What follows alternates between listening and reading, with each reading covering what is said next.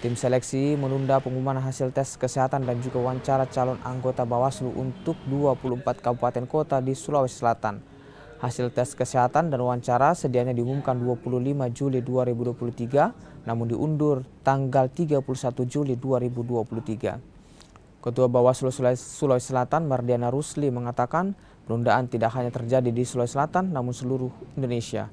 Penundaan dilakukan karena adanya masalah pada sistem penginputan data hasil tes kesehatan di Bawaslu RI.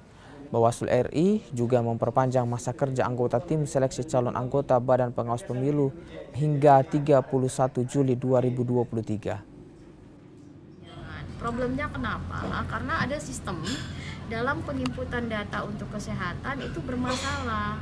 Sementara penilaian Bawaslu tidak tunggal hanya untuk timsel yang dimandatir oleh Bawaslu, tetapi juga ada pihak dari Polri sebagai instrumen penilaian kesehatan dan fisika.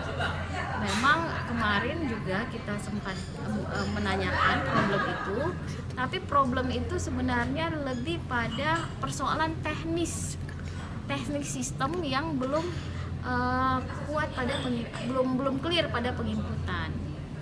Jadi bukan karena ada permainan di internal timsel. Saya kira timsel ini sangat menjaga integritasnya. Garansi bahwa mereka juga terpilih itu juga akan menjaga marwah kelembagaan dan personality.